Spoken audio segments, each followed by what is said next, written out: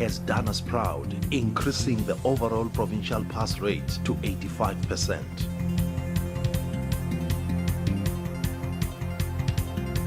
So, as we welcome you to the home of the legends, there's no better time to delve into the beauty and diversity this province has to offer.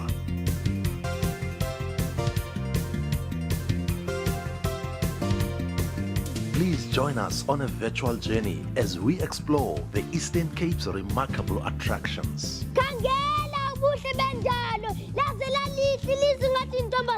It is only in the Eastern Cape province that your early morning retreat in a chalet blends nature and architecture, overlooking exquisite views of the giraffe, towering its long neck over indigenous trees, striking colorful proteas and grassy areas where Bechel zebra roam and graze.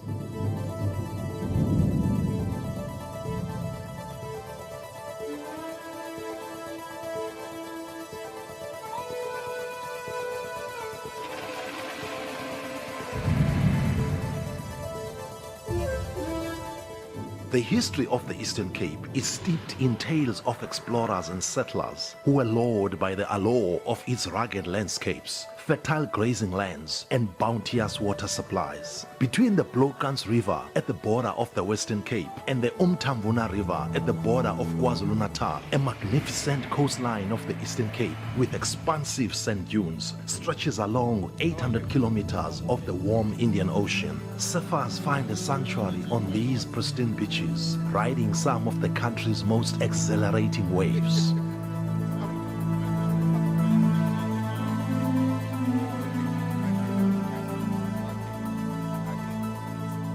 The Eastern Cape boasts being the only province to have 3 harbors, which are connected to 2 industrial development zones that support its automotive manufacturing industry, made up of top automobile brands which include Volkswagen, Mercedes-Benz, General Motors, and Bike, amongst others.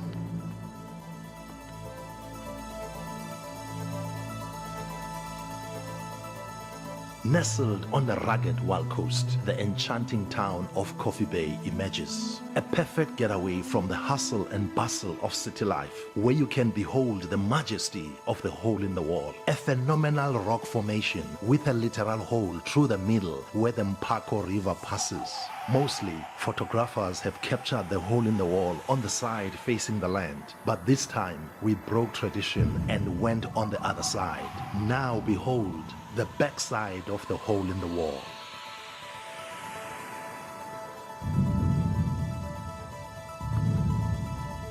Still staying with the rocks, but moving inland, our virtual journey takes us to Graaff-Reinet, the oldest town in the Eastern Cape. A few kilometers out of town lies the Valley of Desolation, also known as the Cathedral of Mountains, a geological marvel characterized by dolerite columns rising 120 meters from the valley floor, evoking a sense of timelessness and inviting visitors to pause and contemplate the sheer force and beauty of nature. The stories of natural wonders of the Eastern Cape that involve water are endless. Hidden in the lush mountains of Ndabankulu is the Lalashe Horseshoe Bend, where the Mzinhlava River makes a majestic U-turn. But the water-related locations that will completely blow you away are the waterfalls. A visit to Ngangahu, formerly known as Maclear, would usher you to the Tsitsa Falls. But to maximize your experience of waterfalls of the Eastern Cape, go for the highest drop in Pondoland, the Magwa Falls. Located towards the border of the 1,800-hectare Magwa tea plantation in Lusikisiki, the curtain of the Magwa Falls drops down 144 meters into a dark, narrow canyon whose mere sight suddenly increases your heartbeat, even if you are not scared of heights. But the real magic of the Eastern Cape lies in its people and culture. The Eastern Cape is a melting pot of cultures and beliefs, and it is from our unique diversity that we draw our strength. In the words of one of our legends, Nelson Mandela, The freedom from apartheid was achieved through a collective effort, teamwork. This is the defining characteristic of the people of the Eastern Cape. The spirit of togetherness, ubunye ngamandla, and it is this characteristic that has ensured our collective success in growing our economy, creating more jobs, lifting more people out of poverty, and making our communities safer. The Eastern Cape, a province that is working and striving for better every day. The Eastern Cape captures the essence of South Africa. Adventure, culture, and natural splendor await you. Thank you very much for that beautiful rendition. Yeah, just quickly to connect this session to the previous session, there are just 2 points that I want to re-echo. In the delivery of the MEC, I think a call is made there for a transformative ECD program and rejecting the certificate. I think actually the content and looking at it as a transformative tool. Then the minister also then came with a statement that I just put it as it is, a collective journey, which therefore means it's not a space for government only, but government and all stakeholders. But she concludes by appealing to the Eastern Cape. I'm praying, Minister, that you only appealed to the Eastern Cape and not to anyone else. You did indicate that if Eastern Cape can build a model, a local model for ECD, you are trusting that model will become a national template. So we are praying a prayer. We are not going to go Bushiri way. We're going to pray a technical prayer that we produce that. I want to call upon now my first speaker of this session with a lot of humility. It's a young trailblazer, a young lion who is called Nhlanhla January. He has traveled 450 kilometers to be with us. He is coming from King Edward School in the borders with KZN. He is the provincial winner of the G20 essay. So you are now going to be taken through that program. Can we clap hands as he's coming to the stage?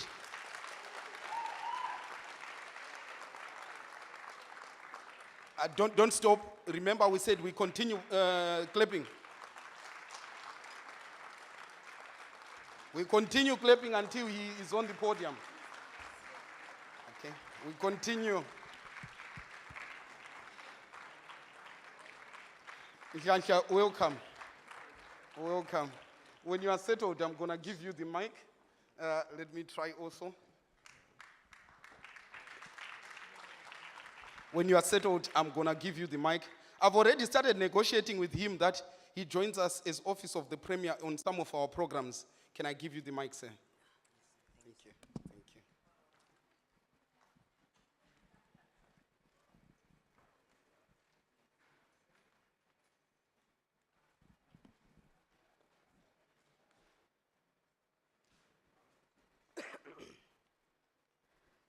Equality, solidarity, and sustainability.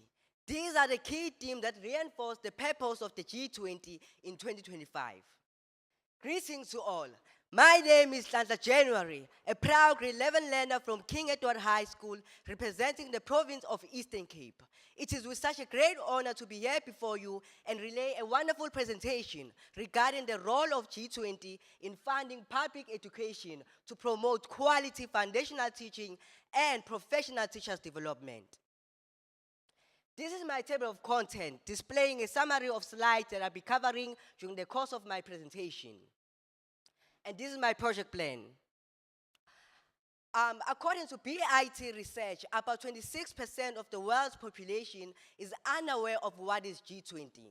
The Group of 20 is an international forum consisting with 19 sovereign nations and 2 regional unions, which are African Union and European Union. The above map shows represent the nations that have acquired the G20 membership. It was founded in 1999 due to financial crisis in Asia to address global issues and maintain financial stability across the world.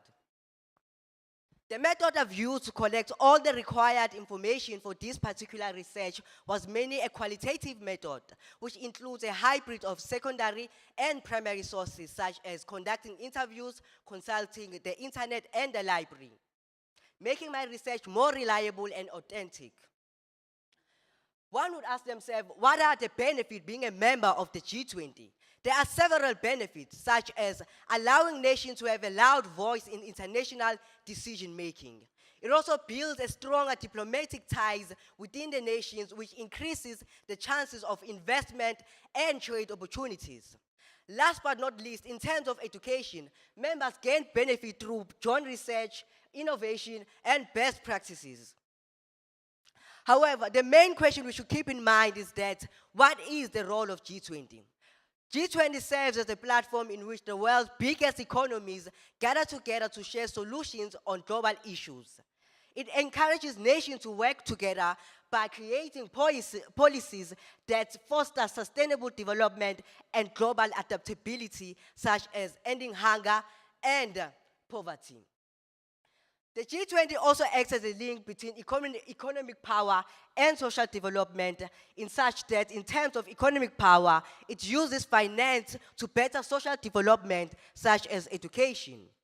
Now we have talked about the role of G20. This leads me to the key focus areas of G20. The G20 maintains a steady growth to prevent any financial crisis in future. It focuses on environmental sustainability. My research also shows that the G20 invests in quality education and promotes accessibility to technology and innovation in every nation. The G20 also plays a role in alleviating poverty by creating jobs, fair trade, and social protection in both developing and underdeveloped nations. In terms of funding public education, the G20 has collaborated with international organizations such as UNESCO to invest in public education, which can improve our accessibility and quality of education. This provides finance and skills that can potentially improve our education system. The following pictures above shows the Grade R facilities that were funded by the G20. However, as Mr. MEC said, learning is much important than facilities, which is why the G20 assists in improving foundational teaching to improve literacy and numeracy. The G20 has created a working group for education that mainly focuses on improving foundational literacy and numeracy. It also promotes nations in affirming early education through better teaching techniques and learning methods. It trains teachers to use the most creative and effective ways to teach young learners basic skills such as counting, reading, and listening. What is amazing about the G20, it also contributes in supporting the development of teachers. Through its education working group, it has supported teachers' exchange programs. For instance, South Africa has collaborated with the G20 partners in holding workshops that improve teaching skills. This cultivates teachers to improve the education system globally. In improving literacy and numeracy, the G20 has motivated nations to invest in early education programs such as Grade R and Pre-Grade R.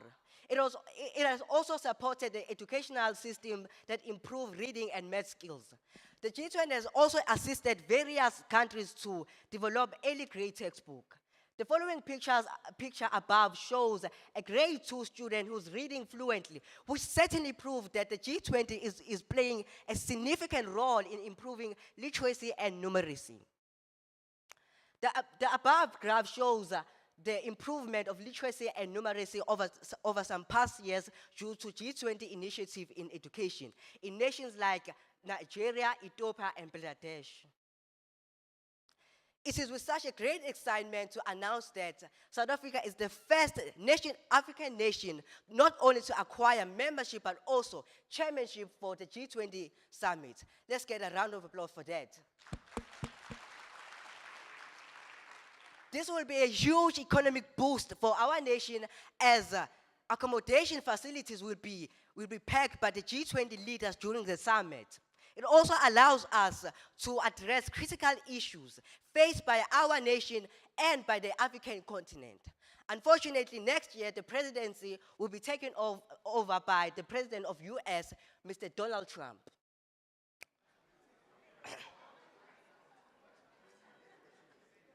I had a profound privilege to interview three interviews regarding the topic. I've interviewed Mr. Mkolombane on 1 May 2025, who explains how the G20 works through its education working group by allowing nations to form resolution that aims to improve the education system globally. Although he believed that the G20 does not enforce policies, it influences nations to act upon the policies. And this influence is guided by measurable goals and accountability. I've also interviewed Mr. Khawa on 2 May 2025, who emphasized the importance for the local municipalities to be involved in the G20 discussions as they understand the everyday struggles faced by the local schools every day. I had a wonderful time interviewing Mrs. Lihem, who taught grade R for over 30 years.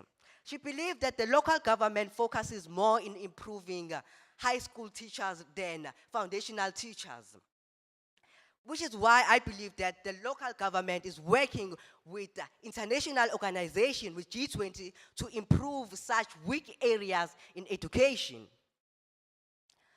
So, ladies and gentlemen, this can be concluded that the G20 is very important in improving basic education and teachers training by working with other nations to fund public education in both developing and underdeveloped regions.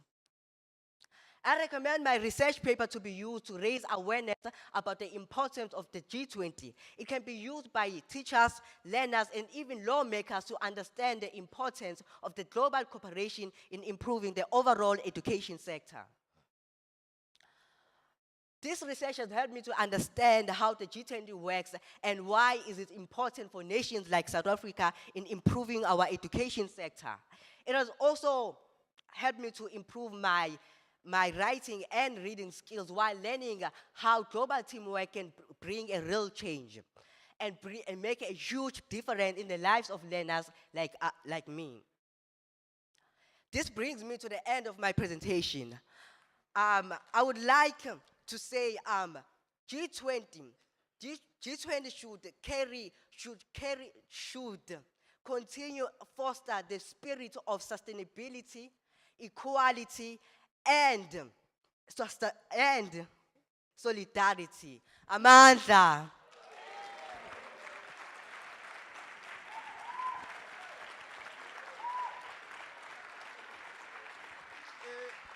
Thank you very much. Thank you very much. Just say, wait, are you okay there? Let's do that again. Let's do that again. And salute the young leader. He's actually wanted at the media desk outside colleagues for in an interview. Unklanka is also, he must be taken to the desk for a media interview. I don't want to interpret that I come from an office where I search for memos of people. I might mess it up. Don't want to add anything. I want to just continue very quickly. Now, the next speaker, I did have a chat. I forgot to ask whether you are Kikuyu, whether you are Luya, whether you are Luo, whether you are Kamba, whether you are Meru, whether you are Masai. What I'm asking is, I forgot to ask her whether she's Zulu, Xhosa, but I'm using her ethnic groups. So when you come to the stage, I'm hoping that you would indulge us. And I know also in that region, some are even Niloids. So, habari mwenzangu, karibu Eastern Cape. We are welcoming you, my sister, my comrade. The lady who's going to speak is coming from the DBE of Kenya. So it must be K something. It must be K something. She's currently a director in charge of the Directorate of Early Childhood Development and Education. As a deputy director, she has also served in the office of the Director General. She has also been a technical officer and an advisor to the Secretary of Cabinet. Now, we are also wanting then to hear your experiences so that you may leave something with us. And I'm also believing that you would also carry something with us. Ma'am, let me not take too much time and welcome you to the stage. Let's lift her again by that greeting for someone who's coming east of the continent.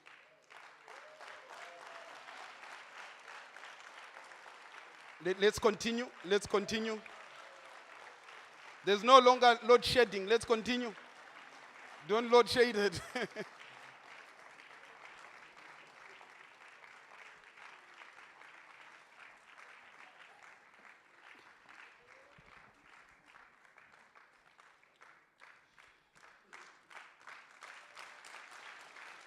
Ah, wow.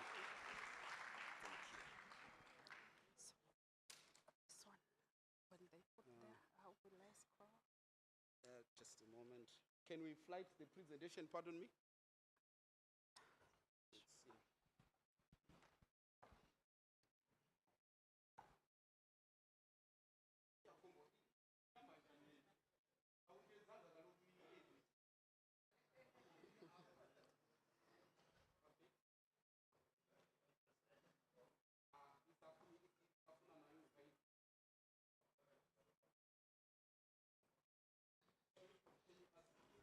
Or maybe they roll it out for me.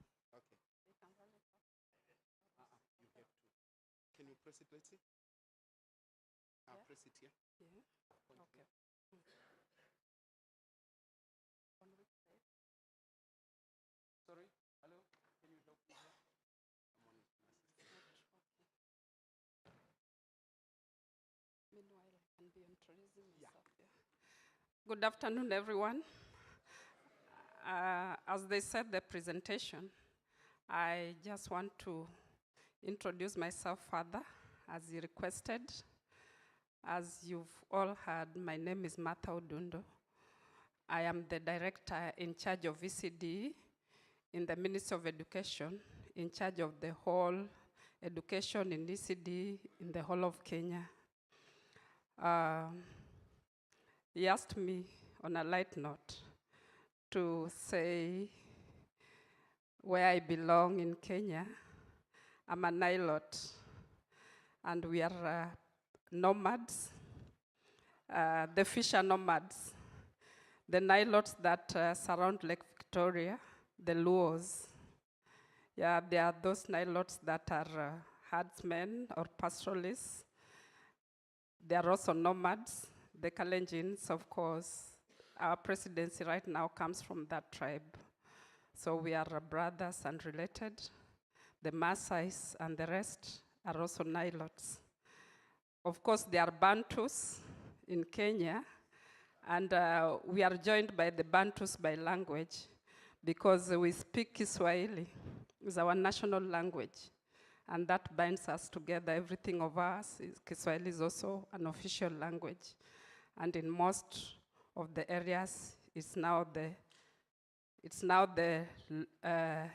language of the catchment area or treated as the mother tongue in most of the urban areas. So I think that has set the pace.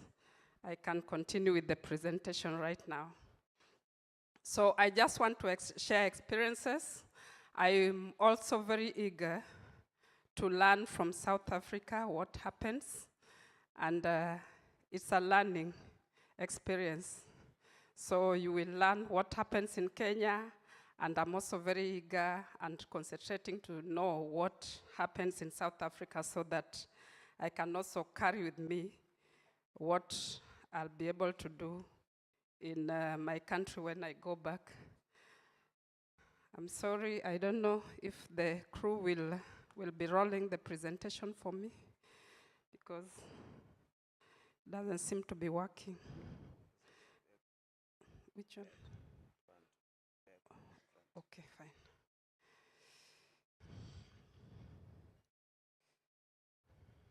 Okay, so that is the first. Then the next is, I just want to share with you that in Kenya, we are guided.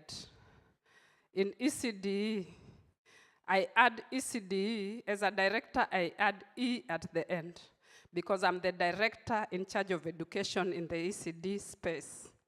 There are other directors in other ministries, as we shall see, who are also implementing ECD without E at the end. So my presentation will be more inclined towards the education part, but I'll also be telling you a lot about the ECD space in general. So our Constitution 2010, those of you who know, we repealed our Constitution in the year 2010. That was the first time we changed our Constitution. And it created 2 levels of government. So we have a national government and a devolved government, which is called county government. In other countries, you may call it federal government, but as we call it county governments. Under the county governments, 47 county governments were created. And if you Google, you'll get the names. There are 47 across the county. And then plus the 1 national government. So we are 48 governments in Kenya. So in that constitution, it allowed for devolution of pre-primary education to counties, but not full devolvement. It only gave it implementation. Policy issues, you see those 4: development of policies, development of curriculum, maintenance of standards and quality assurance, assessment and monitoring, as well as training and capacity building of teachers, was left for the national government. And what was given to the counties? Implementation. What are they implementing? They need to recruit and pay teachers, to do infrastructure, to provide learning materials, to provide school meals. Anything that we say in the policy that should be done, then they are the ones to do it. And the national government gives funding for the same. So I've set the pace. So that is a very strong legal argument in Kenya about ECD. Anybody who does not want to do their part, we just go back to the Constitution. Anybody who is overstepping, we go back to the Constitution and check the Schedule 4, because that is stipulated in the Schedule 4. Then next, even before I come to the pre-primary policy, is the Basic Education Act of 2013. After the Constitution, all the acts in Kenya were repealed. And so we repealed also our Education Act, and we came up with 2013 Education Act, which recognized two grades in pre-primary. So the formal education in pre-primary, in pre-primary or before primary, we have 2 years. That is what our law says in Kenya. 2 years before primary, and so we have PP1 and PP2. So in this context, then, county governments are responsible for managing inclusive early childhood development education to facilitate smooth transition to primary. Then, besides that, we also have national pre-primary policy and national pre-primary education policy standard guidelines. After now the Education Act, we created those 2. We developed those 2 documents to guide now the education in the ECD space, the PP1 and the PP2. Okay, next we have the sessional paper. That one is within the national government, which currently states the structure of education and the curriculum to be taught. And as you all know, Kenya is now in a reform period whereby we have a new curriculum that we are implementing. It's in the 10th year, and the structure is 26333. It's called competency-based education. Competency-based education. So we moved away from the kind of education where there is stiff competition and learning only for the purpose of examination. And we want people to acquire competencies for life, 21st century skills, and all that. So our emphasis is now moving, and we are in the 10th year of the same. Our learners will now be moving to the next 3. They have been in the first 3. The next 3 is senior school, and the last 3 is higher education, either in university or other tertiary colleges. The first 2 is pre-primary 2 years, 6 years of primary, and then 3 years of junior school, 3 years of senior school, and 3 years of higher. So that is how our structure is currently organized. Then we have the sector strategic plan, just like when one of the directors was presenting. We also have the sector plan, which has stipulated need for foundational learning and even coming up with more creative ways of improving foundational learning. Recently, in June, our president reorganized the government, and through the executive order number 1 of 2025, then he was able to come out clearly and earmark or marked out early childhood education as one of those things that should also be implemented within his government. And those are all the functions that he gave us as Directorate of ECD. So that is also a very important legal document for us because it's a presidential directive. Then we have competency-based education through the basic education curriculum framework. We have a framework.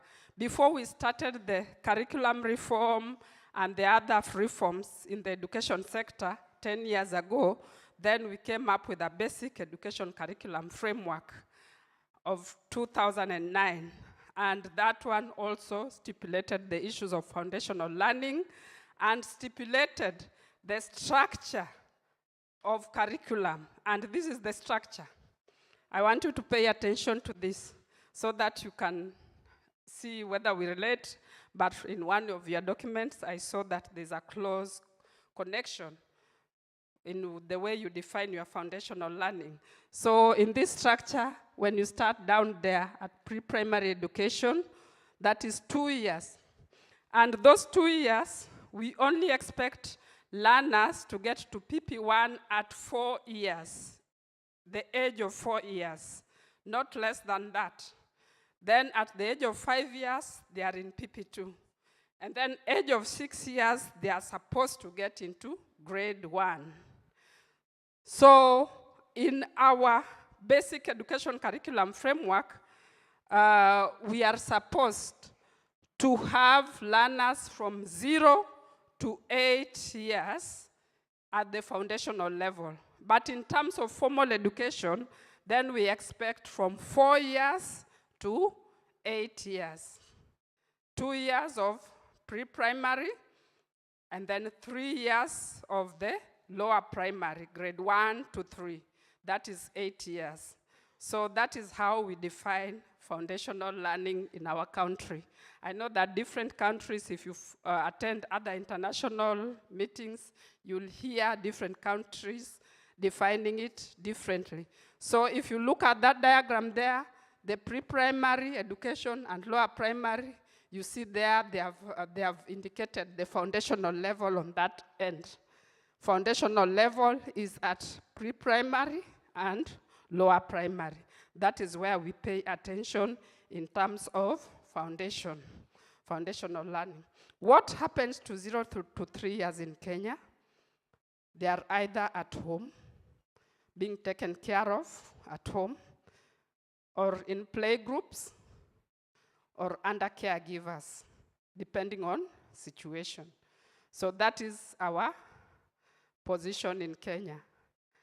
And that will bring us to something else that recently we have a draft policy, integrated policy, which is called Kenya Integrated Early Childhood Development Policy, which is multi-sectoral. It has been developed by Ministry of Education, Ministry of Health, State Department for Children's Services, and county governments, so that we can have ECD spelled out, even for those who have not yet reached 4 years, because we realize that we are taking care of so much of the 4 years and above only, and the others do not have a policy or legal framework that covers them.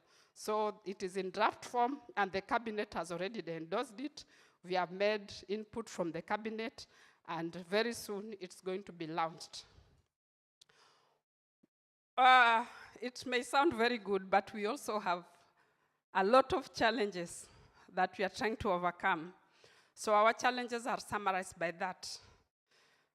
If you look at that blue column, we are saying that in Kenya, the 2020 next study is usually called NASMLA, National Assessment for Monitoring Learner Achievement. It established a lot of gaps at grade 3. Learners who are unable to attain the expected levels of competencies in Kiswahili, which is our national language, and in English, respectively.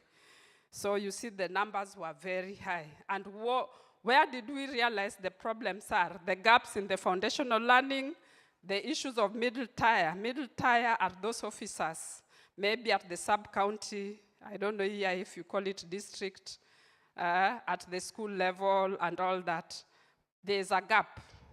Like, for example, retooling, capacity building, training. There's a very big gap. Other things that motivate them, like salaries and all that, maybe they fail to do certain things. So issues of middle tier, support, very, very important. How do you treat your ECD officials, your ECD teachers and all that? Coordination issues, resource allocation, learner-related issues, like education in emergencies. I told you I'm a nomad. Where I come from, when the fish runs to another end of the lake, the fishermen will follow them there. What happens to these learners? The nomadic people with the cattle, when there's no pasture, they go to the other side to look for pasture.